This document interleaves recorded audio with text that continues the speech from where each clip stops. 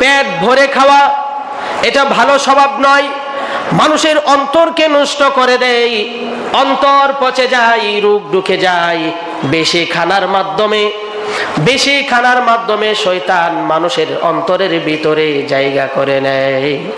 নাউজুবিল্লাহ কইেন না। বেশি খানার মাধ্যমে পেট ভর্তি করে খাইতেই হবে, গলা পর্যন্ত খাইতেই হবে, এটা কিন্তু কোনো মুমিনের অভ্যাস হতে পারে না। আল্লাহ রাব্বুল আলামিন পবিত্র কোরআনুল কারিমে সূরাতুল মুহাম্মদ আয়াত নাম্বার 12 আল্লাহ বিহি ওয়া বারাকা ওয়া সাল্লাম আম্মা বা'দ ফাআউযু বিল্লাহি মিনাশ শাইতানির রাজীম বিসমিল্লাহির রহমানির রহিম واتبع سبيل من أناب إلي ثم إلي مرجعكم فأنبئكم بما كنتم تعملون صدق الله العظيم وصدق رسوله النبي الأمي الكريم ونحن على ذلك لمن الشاهدين والشاكرين والحمد لله رب العالمين الحمد لله محترم ومعزز حضرات مربيان کرام ও দিগার মুসল্লিয়ানে ইজাম, সকল প্রশংসা রব্বুল আলামিন আল্লাহ তাআলার জন্য, যিনি আমাদেরকে আজকে অন্য জুমার নেই মসজিদে এসে সালাতুল জুমা আদায় করার তৌফিক দান করেছেন। সেজন্য আসুন আমরা সকলেই প্রাণ খুলে শুকরিয়া আদায় করি আলহামদুলিল্লাহ।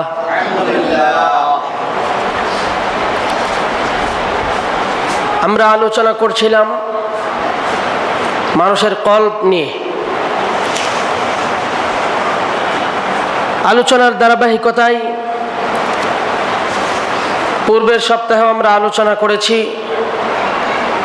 মানুষের কলব কিভাবে নষ্ট হয়, মানুষের কলবের ভিতরে কিভাবে রোগ প্রবেশ করে। মানুষের কলব নষ্ট হওয়ার জন্য 4টি রুট রয়েছে, 4টি রাস্তা। তার মধ্যে প্রথম যে রাস্তা সেটি হচ্ছে মানুষের অধিক সংমিশ্রণ, একে অন্যের সাথে সম্পর্কতার কারণে, সঠিক সম্পর্ক না থাকার কারণে, মিলামিশার জন্যে মানুষের অন্তরে রোগ ঢুকে। এটাকে বলা হয় ফুজুলুল মুখালাতা। ফুজুলুল মুখালাতা পরিবেশ পরিস্থিতির, মানুষের সাথে অধিক সংমিশ্রণ এবং সঠিক সংমিশ্রণ না থাকার কারণে 1 নম্বরে মানুষের কলব পচে যায়, নষ্ট হয়ে যায়, মরিচা পড়ে যায়। এজন্য আমরা এটা বলেছিলাম যে আল্লাহওয়ালা, পরহেজগার, আলেমে দিন, মুত্তাকি ভালো মানুষের সংস্রবে থাকার জন্যে। খারাপ মানুষের সাথে চললে, তাদের সাথে চলাফেরা করলে মানুষের অন্তর নষ্ট হয়ে যায়। এজন্যই আল্লাহ সুবহানাহু ওয়া তাআলা এই বিষয়টা সামনে রেখে আমাদেরকে যে আয়াতটা শুনিয়েছেন সেটা হচ্ছে সূরাতুল লুকমানের 15 নম্বর আয়াত। আল্লাহ বলেন ওয়াত্তাবি সাবিলা মান আনাবা ইলাই, তোমরা অনুসরণ করো ওই সমস্ত ব্যক্তিদের, মান আনাবা ইলাই, যারা আমার অভিমুখী হয়। আমি আল্লাহর দিকে যারা অভিমুখী, তোমরা ওই সমস্ত মানুষের অনুসরণ করো। যারা আমার দিকে অভিমুখী না, তাদের সাথে চলবে না, তাদের অনুসরণ করবে না। কারণ কি? তোমরা যারা আছো তোমাদেরকেও একদিন আমি আল্লাহর দিকে অভিমুখী হতে হবে। আজকে আমরা এখানে যারা আছি, আগামী 100 বছর পর আমরা এখানে সবাই থাকবো, এর কোনো নিশ্চয়তা আছে? নাই। 100 বছর তো বাঁচেই না মানুষ। বর্তমান আল্লাহ সুবহানাহু ওয়া তাআলা এই উম্মতের যে হায়াত দিয়েছেন, সর্বোচ্চ 80 বছর মানুষ থাকে। এই জায়গা থাকবে, এই মসজিদ থাকবে, এখানে মানুষ সালাত আদায় করবে, আল্লাহকে সিজদা দিবে। আজকে আমি এই জায়গায় সিজদা দিচ্ছি, আরেক দিন আমি থাকবো না, আমার জায়গায় অন্য কেউ সিজদা দিবে। আমাকে কিন্তু পৃথিবী ছেড়ে যেতেই হবে। এজন্য আল্লাহ বলেন, তোমরা অনুসরণ করবে ওই সমস্ত মানুষের যারা আমার অভিমুখী, কারণ তোমরা সকলেই আমার দিকে প্রত্যাবর্তন করবে, আমার অভিমুখী হবে। অতঃপর আমি তোমাদেরকে জানিয়ে দেব সম্পূর্ণভাবে, সুম্মা ইলাইয়া মারজিউকুম ফাউনাব্বিউকুম বিমা কুনতুম তা'মালুন। তোমরা দুনিয়াতে যা করতে তার সবিস্তারে আমি বর্ণনা করে, বয়ান করে তোমাদেরকে সব বিষয় জানিয়ে দেব। এটা আমরা আলোচনা করেছিলাম। সম্পর্ক রাখবো আল্লাহওয়ালা, পরহেজগার, আলেম দ্বীন, ভালো মানুষ, যারা আমাকে আল্লাহর ভালোবাসার কথা শিক্ষা দেয়, কোরআনের ভালোবাসার কথা শিক্ষা দেয়। এটা হচ্ছে 1 নাম্বার। মূর্খ, অশিক্ষিত, যারা খারাপ কাজের ভিতরে সব সময় লেগে থাকে, এই সমস্ত মানুষের সাথে চলা যাবে না। হ্যাঁ, চলা যাবে। আপনি ওই লোকটাকে হেদায়েত করার জন্য যখন ভালো ভালো কথা বলবেন, তাকে আপনি ইসলামের পথে আনার জন্যে আপনার সাথে তাকে চলাবেন, আপনি তার সাথে চলবেন না। আপনার সাথে সে চললে ভালো কিছু শিখবে। আপনি যদি তার সাথে মিশে যান, তাহলে আপনি তার থেকে শিক্ষা গ্রহণ করবেন খারাপ কিছু।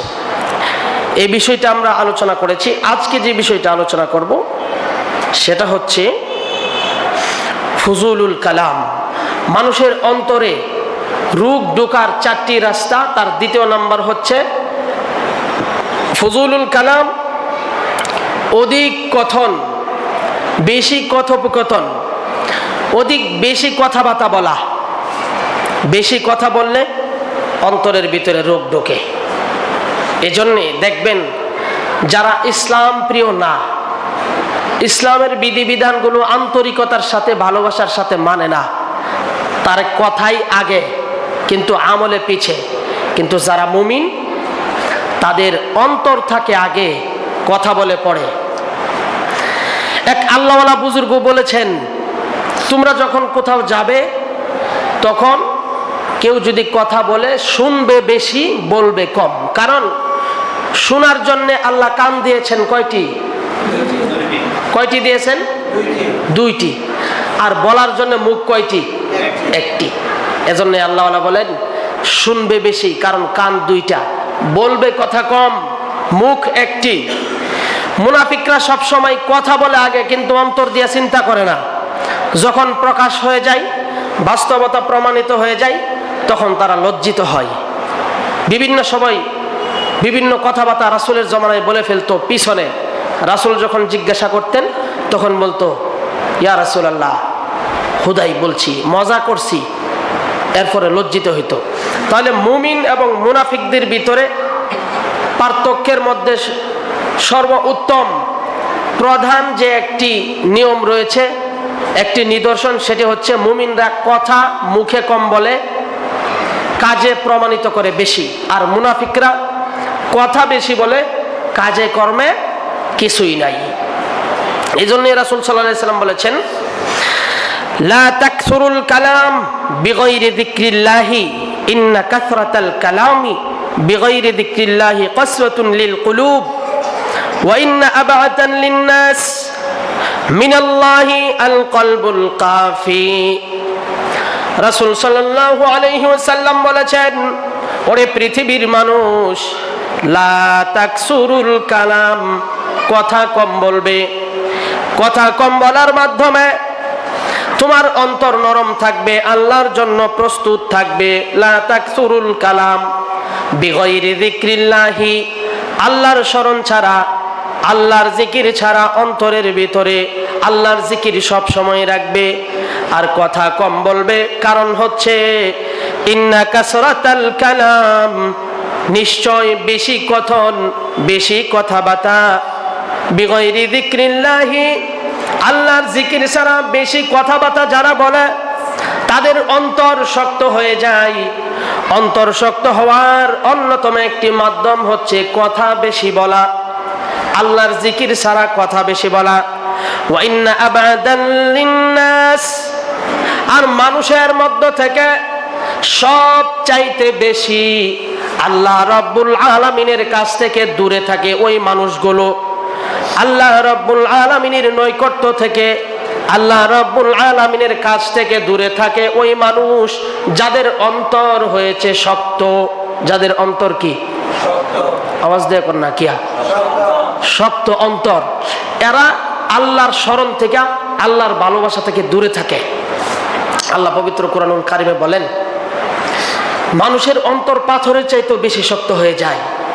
আরে বেটা, পাথর, এমন কিছু পাথর রয়েছে যারা আল্লাহর ভয়ে ক্রন্দন করে কাঁদে, কিন্তু এমন কিছু মানুষ আছে যারা নিজের চোখের সামনে বিভীষিকাময় বিভিন্ন মানুষের অবস্থা দেখেও অন্তর বিগলিত হয় না, অন্তর কাঁদে না, নিজের অন্তর শক্ত হয়েছে। রাসূল বলেন, যার অন্তর শক্ত বেশি আল্লাহর কাছ থেকে তারা দূরে থাকে তত বেশি। নাউজুবিল্লাহ কইেন না। অন্তর নরম করার দরকার আছে না? আরেকটা কথা বলে দেই, ওয়াজের ক্ষেত্রে আবার কথা কম বললে হবে না। কারণ ওয়াজ যখন করবেন, মানুষকে বুঝাবেন, দাওয়াতি কাজ করবেন, তখন যদি কথা না বলেন আপনি বুঝাবেন কি করে? আর এই ওয়াজটা কিন্তু আল্লাহর জিকিরের অন্তর্ভুক্ত, ঠিক কিনা? এটা সর্বোত্তম জিকির। রাসূল বলেছেন, বিগাইরি যিকরিল্লাহি, আল্লাহর স্মরণ ছাড়া, আল্লাহর জিকির ছাড়া কথা বলবে না, কম বলবে। আর এই দাওয়াতি কাজ, আল্লাহর কথা মানুষকে বলা, ওয়াজ করা, এটাও অন্যতম একটা জিকিরের অন্তর্ভুক্ত, ঠিক না? ঠিক। আসুন, অধিক কথা বাদ দিতে হবে, অন্যথায় অন্তর শক্ত হয়ে যাবে। তৃতীয় নাম্বার, অন্তর শক্ত হওয়ার, নষ্ট হওয়ার, পচে যাওয়ার, অন্তরে রোগ ঢোকার তৃতীয় নাম্বার যে রাস্তা, সেটা হচ্ছে আমাদের ভিতরে যেটা বেশি দেখা যায়, ফুজুলুত তাআম, বেশি খাওয়া, গলা পরিপূর্ণ করে খাওয়া, পেট ভরে খাওয়া, শুধু খাওয়ার খাওয়া আর কিছু নাই। খাওয়ার জন্য মানুষ অনেক কিছুই করে। একটা ছেলে চাকরি করে, এলাকার নেতৃস্থানীয় একটা লোক একটা ছেলেকে তার স্বাবলম্বী হওয়ার জন্যে, তার ভবিষ্যতের জন্যে একটা ভালো রাস্তা ধরিয়ে দিল। কেউ জিজ্ঞাসা করলো, ভালো কাজই করছেন। তখন উনি বলতেছে, হ্যাঁ, একটা কিছু করে খাওয়ার জন্য, কিছু একটা করে খাবে, কিছু একটা করে, কথা বোঝেন নাই, কিছু একটা করে খাওয়ার জন্য অনেক কিছুই করে মানুষ, ঠিক কিনা? কিছু একটা করে খাবে। দেখেন, ফুজুলুত তাআম, রাসূল সাল্লাল্লাহু আলাইহি ওয়াসাল্লাম বলেন, কয়েক লুকমা খামা হাসিবাল আদামিয়ু লুকাইমাতু ইয়াকুন সুলবাহু। রাসূল সাল্লাল্লাহু আলাইহি ওয়াসাল্লাম বলেন, কয়েক লুকমা খানা একজন মানুষের জন্য যথেষ্ট, যার মাধ্যমে সে তার পিঠের মেরুদণ্ডকে শক্ত রাখতে পারে। কয়েক লুকমা খানা মাত্র একটা মানুষকে সুস্থ সবল ভালো রাখতে সক্ষম হয়। সুবহানাল্লাহ। আর আমরা কিছু একটা করে খাওয়ার জন্য শুধু খাওয়া আর খাওয়া, যত আইটেম বেশি, তার কাছে যারা দাওয়াত খাইতে যায় তাদের কাছে তার সম্মানও তত বেশি। প্রিয় ভাইরা আমার, বিষয়টা এমন নয়। ফুজুলুত তাআম, অন্তরের ভিতরে রোগ প্রবেশ করার তৃতীয় নাম্বার রাস্তা হচ্ছে মানুষ বেশি খানা দানা করে, অধিক খানা, পেট ভরে খাওয়া। এটা ভালো স্বভাব নয়, মানুষের অন্তরকে নষ্ট করে দেয়, অন্তর পচে যায়, রোগ ঢুকে যায়। বেশি খানার মাধ্যমে শয়তান মানুষের অন্তরের ভিতরে জায়গা করে নেয়। নাউজুবিল্লাহ কইেন না। বেশি খানার মাধ্যমে পেট ভর্তি করে খাইতেই হবে, গলা পর্যন্ত খাইতেই হবে। এটা কিন্তু কোনো মুমিনের অভ্যাস হতে পারে না। আল্লাহ রাব্বুল আলামিন পবিত্র কোরআনুল কারিমে সূরাতুল মুহাম্মদ আয়াত নাম্বার 12 আল্লাহ রাব্বুল আলামিন বলেন, পেট ভরে গলা পর্যন্ত কোন মানুষগুলো খায়? আল্লাহ বলেন, ওয়াল্লাযীনা কাফারু ইয়াতামাত্তাউনা ওয়া ইয়াকুলুনা কামা তাকুলুল আনআম। ওয়াল্লাযীনা কাফারু, যারা কাফের মুশরিক, ইয়াতামাত্তাউনা, তারা দুনিয়ার বুক বিলাসিতা, দুনিয়ার আনন্দ উদযাপনা উৎসব উদযাপন করতে চায়। দুনিয়ার সমস্ত আনন্দ আয়েশ তারা চায়, সমস্ত ভোগ সামগ্রী তারা চায় মন ভরে নিজের ভিতরে ঢোকানোর জন্য। আল্লাহ বলেন, ইয়াতামাত্তাউন ওয়া ইয়াকুলুন, ওই কাফেরের গোষ্ঠীগুলো তারা খায়। কাফেরের গোষ্ঠীরা খায় কিভাবে? কামা তাকুলুল আনআমু ওয়ান নার, তারা খায়। কেমনে খায়? ইয়াকুলুনা, তারা খায়। কাফেরের গোষ্ঠী, মুশরিকের গোষ্ঠী, নাস্তিকের গোষ্ঠী, মুরতাদের গোষ্ঠী, আল্লাহকে বিশ্বাস করে না, ওই সমস্ত মুশরিকের গোষ্ঠীরা খায়। ইয়াকুলুনা কামা তাকুলুল আনআম, চতুষ্পদ জানোয়ার পশু যেইভাবে খায়, গরুতে যেইভাবে খায়, ছাগল যেইভাবে খায়, জানোয়ার পশু গরু যেইভাবে খায়, তারা সেইভাবে খায়। নাউজুবিল্লাহ কইতেন না? এটা আমার কথা। আল্লাহ বলেন সূরা মুহাম্মদ, আমাদের প্রিয় নবীর নামে একটা সূরা, এই সূরার 12 নম্বর আয়াতে আল্লাহ বলেন, কামা তাকুলুল আনআম, পশুতে যেইভাবে খায় তারাও ওইভাবে খায়। নাউজুবিল্লাহ কইেন না। আল্লাহ বলেন ওয়ান নার, তাদের ঠিকানা হচ্ছে মাতওয়াল লাহুম, জাহান্নামই হচ্ছে তাদের ঠিকানা। কারণ তারা বলে দুনিয়াই হচ্ছে আসল, আখিরাত বলতে কিছু নাই, কাজেই দুনিয়াতে যা পাও খেয়ে নাও, গলা পর্যন্ত খেয়ে নাও, কোনো সমস্যা নাই। আল্লাহ বলেন, আল্লাহ সূরাতুল মুরসালাতের 46 নম্বর আয়াতে বলেন, কুলু ওয়া তামাত্তাউ কালিলান ইন্নাকুম মুজরিমুন।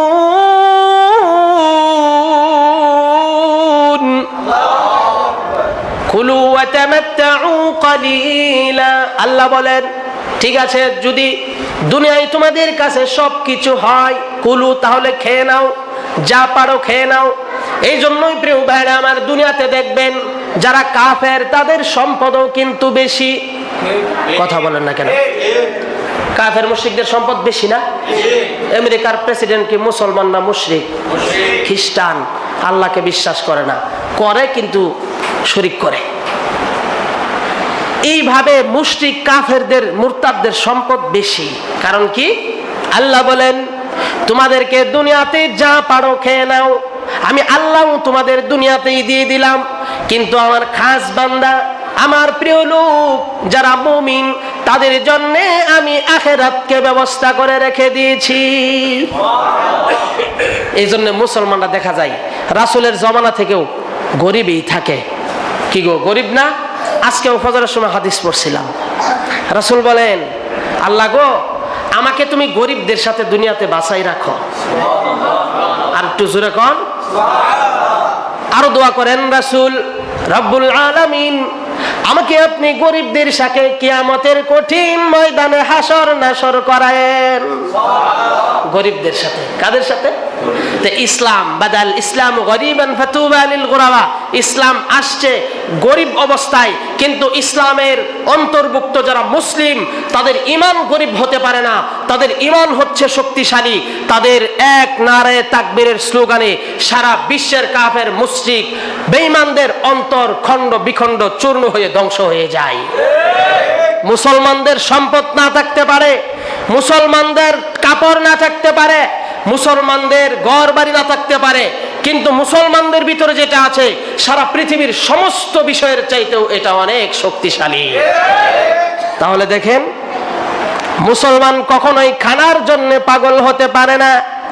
খানার জন্য পাগল হয়, পশুর মতো খায়, গরু যেইভাবে খায়, ছাগল যেইভাবে খায়, দুনিয়ার কাফের মুশরিকরা ঠিক সেইভাবেই খায়। ঠিক কিনা? আচ্ছা, বেশি খানার কারণে অন্তরের ভিতরে রোগ ঢুকে। এটা হচ্ছে 3 নাম্বার রোগ ঢোকার রাস্তা, শুধু খাও আর খাও। একটা ঘটনা বলি, এটা আমার এক উস্তাদ বলছিলেন যখন হেফজখানায় পড়ি। কি ঘটনা, এক হুজুর, আগে তো মোল্লা বলতো অনেক সময় মুন্সি খাওয়াইবো, তো দাওয়াত খাওয়াই না, কিছু হুজুর আছে শুধু দাওয়াত আর দাওয়াতই খোঁজে, যত দাওয়াত তত বালা। দাওয়াত খাইতে খাইতে এক এক বাড়িতে এক এক দিনে কয়েকবার খায়। এই হুজুরে 7 বার খাইছে। কয়বার?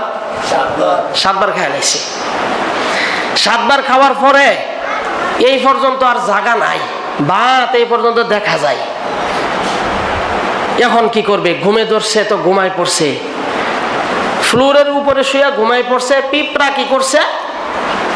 আস্তে আস্তে লাইন ধরছে। দেখেন না, পিঁপড়া একটু যদি সুগন্ধি পায় কিভাবে দৌড়ে আসে। পিঁপড়া আসতেছে, লাইন ধরছে। এই লোকের ছেলে আসতেছে রাস্তা দিয়া, দেখে আব্বু তো শুয়ে রয়েছে, হা কইরা 2 হাত 2 দিকে ছড়িয়ে দিয়ে, 2 পা 2 দিকে ছড়িয়ে দিয়ে হা কইরা ঘুমাচ্ছে। পিঁপড়া তার মুখ থেকে একটা একটা বাত নিয়ে যাচ্ছে। সন্তান মনে করছে, ও বাবা গো, আমার বাপ তো আর নাই পৃথিবীতে, মইরা গেছে। ও বাবা গয়ে যখন চিৎকার দিছে, এই লোক লাফ মারে উঠে বইয়া জিগায়, কিরে বাবা কি হয়েছে? দাওয়াত কি আরো 2-1টা আছে নাকি? কথা বোঝেন নাই? এটা একটা উদাহরণ দিলাম, এটাতে আপনারা মান করেন না। বোঝাতে চাচ্ছি মুমিনরা কখনো গলা পর্যন্ত খায় না, 2-1 লুকমা খানা হলেই হয়, বেশি খানা লাগে না। রাসূল বলেন, এরপরেও যদি কারো না হয়, খাইতে চাও, তাহলে পেটের এক অংশ খানার জন্য, আরেক অংশ পানির জন্য, আরেক অংশ খালি রাখো, শ্বাস প্রশ্বাস যেন নিতে পারো। এমন ভাবে খাইও না যে তোমার দমও নিতে পারো না, খাওয়ার পরে খালি কষ্ট। মানুষ দাওয়াতে যায়, হুজুর খানা নষ্ট কইরেন না, খানা নষ্ট করা ভালো না, খায়ালান, কষ্ট খায়ালান, খানাটা হালাল জাগাত জাগা। কথা কন না কে? আমি দেখেন, ইসলামের বিষয়ে আমরা জানি না। রাসূল বলেন, বিশ্বনবী রাহমাতুল লিল আলামিন বলেন, মা মালা আদামিয়ুন,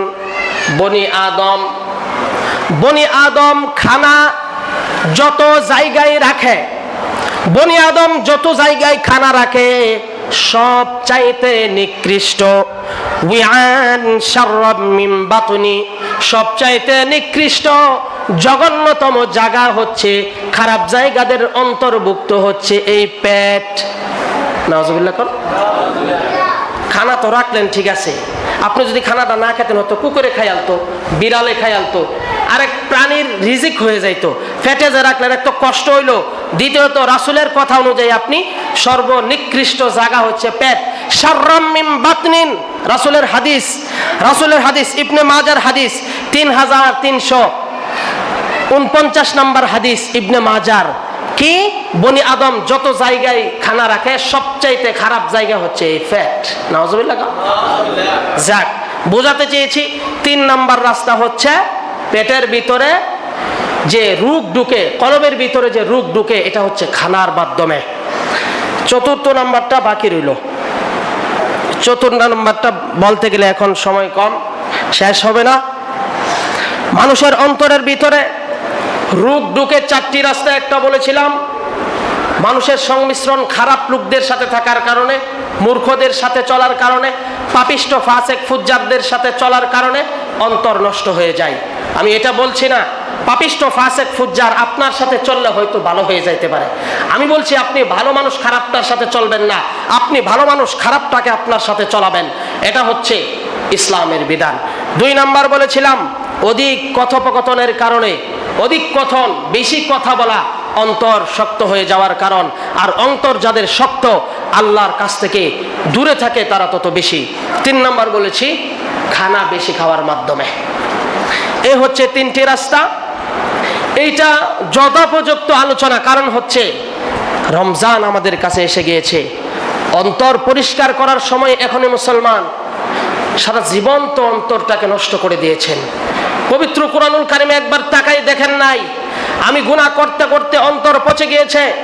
আর গুনাহ মাফ করার জন্য আল্লাহ বিভিন্ন সময় বিভিন্ন উপহার দিয়ে থাকেন। তারই মধ্য থেকে একটি উপহার হচ্ছে শাহরু রমাদান। সুবহানাল্লাহ করেন না?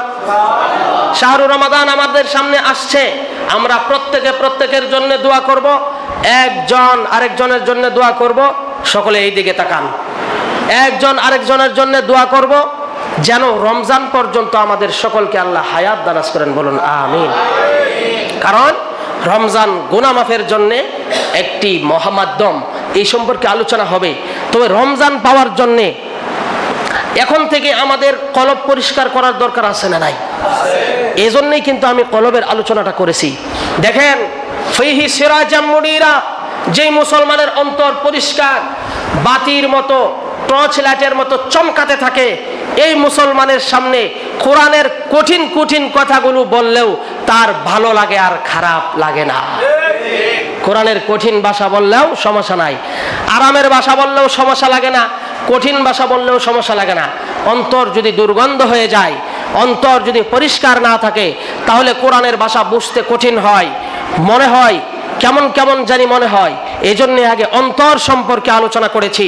রজব মাস, এই মাসে রাসূল সাল্লাল্লাহু আলাইহি ওয়াসাল্লাম দোয়া করেছেন। কি দোয়া? এই দোয়াটা আজকে আপনাদেরকে শিখিয়ে দেব। সকলেই একবার শুনবেন, এরপর বলবেন।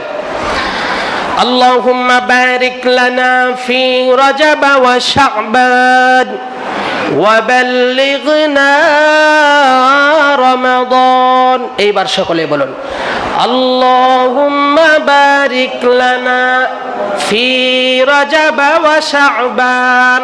সকলে বলেন, আল্লাহুম্মা বারিক লানা ফি রজব ওয়া শাবান। আবার বলেন, আল্লাহুম্মা বারিক লানা ফি রজব ওয়া শাবান ওয়া বাল্লিগনা রমাদান। সকলে এটা শেখার চেষ্টা করবেন, সকলে এটা শেখার চেষ্টা করবেন, বেশি বেশি পড়বেন। রমজান মাস পর্যন্ত হায়াত যদি পান, রমজান মাসেও যদি মৃত্যুবরণ করেন, আল্লাহ তাআলা আপনাকে জান্নাত দেবে। দোয়াটা পড়ার দরকার আছে না? এই সময় অন্তর পরিষ্কার করার কথা বলছি, আজকে একটি দোয়া শিক্ষা দিয়েছি।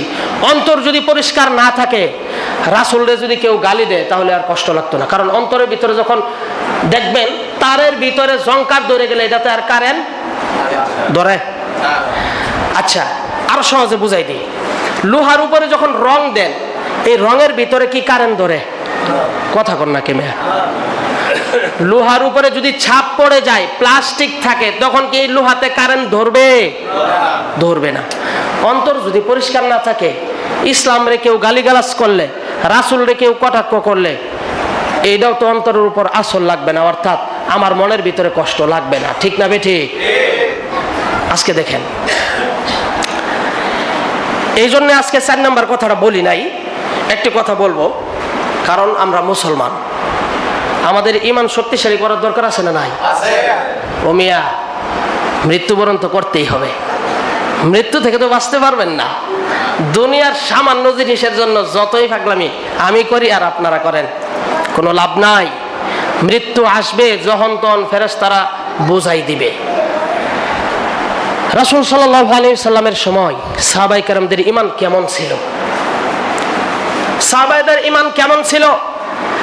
আজকে যারা টেডি মুসলমান, যারা ইসলাম না পইরাও কিছু লেখাপড়া অথবা কিছু জানাশোনার কারণে, পুরা কোরআন হাদিস না জানার কারণে ইসলামের ব্যাখ্যা আলেমদেরকে শিখাইতে চাই, ওই অশিক্ষিত মূর্খরা আসলেও মুনাফিক, এরা ঈমানদার তো হতেই পারে না। কারণ আমি কয়েকটা হাদিস এখন তো বলতে পারবো না, শুধু বাংলা বুঝিয়ে দেই। রাসূল সাল্লাল্লাহু আলাইহি সাল্লামের সময় সাহাবায়ে কেরাম নবীকে কেমন ভালোবাসতেন। রাসূল বলেছেন সাহাবায়ে কেরামদেরকে, সারা পৃথিবীর ঈমানদারদেরকে, ও ঈমানদার ভালো করে শুনবেন কথা। আল্লাহর রাসূল বলেন, লা ইউমিনু আহাদুকুম, তোমাদের কেউ ঈমানদার হতে পারবে না, হাত্তা আকুনা আহাব্বা ইলাইহি মিন ওয়ালিদিহি ওয়া ওয়ালাদিহি ওয়ান নাসি আজমাইন। আল্লাহু আকবার। রাসূল বলেন, যতক্ষণ না তোমার মাতা পিতা, তোমার ছেলে সন্তান, তোমার স্ত্রী যা আছে, এবং কি তোমার নিজের জীবনের চাইতেও আমাকে ভালো না বাসবে, ততক্ষণ পর্যন্ত তুমি মুমিন হতে পারবে না। তাহলে দেখেন, সাহাবায়ে কেরাম এই হাদিস বুঝেছে, আমরা বুঝি নাই। আমরা খালি বলি উত্তেজনামূলক কথা, গরম কথা। আরে ভাই, এটার ব্যাখ্যা তো অনেক দিয়েছি। এবার শুনুন সাহাবায়ে কেরাম কি করছিলেন। একবার আল্লাহর রাসূলকে এক নাস্তিক, এক কুলাঙ্গার গালি দিল, দর্শক বলে বিভিন্ন কথা বলে গালি দিল। নাউজুবিল্লাহ কইেন না, নাউজুবিল্লাহ করলে সমস্যা আছে, ঠিক না? শয়তান এসে আবার জায়গা দখল করতে পারবে না। দেখেন, কাব বিন আশরাফ কাব বিন আশরাফ আমার নবীকে গালি দিয়েছে। রাসূল বলেন, ওরে আমার সাহাবীরা, তোমরা আমার সামনে বসে আছো, তোমাদের মধ্যে কি এমন কেউ আছো যারা এই আমার দুশমনের কল্লাটা আমার সামনে নিয়ে আসতে পারবে? আল্লাহু আকবার কইবেন না? এক সাহাবী দাঁড়িয়ে গেলেন, ইয়া রাসূলুল্লাহ, আমি আপনার প্রিয় আশিক, আমি প্রকৃত মুমিন, আমি আপনার সাহাবী, আমি ওয়াদা দিলাম আমি আপনার ওই দুশমন কাব বিন আশরাফের কল্লাকে আপনার সামনে এনে উপস্থিত করে দিব। চিন্তা করে দেখেন, আমি আপনাকে আমার জীবনের চাইতেও ভালোবাসি, আপনার নবীর দুশমনকে যদি হত্যা করতে গিয়ে আমার নিজের জীবন জান চলে যায়, আমার জীবনও যদি চলে যায়, তথাপি আমি আপনার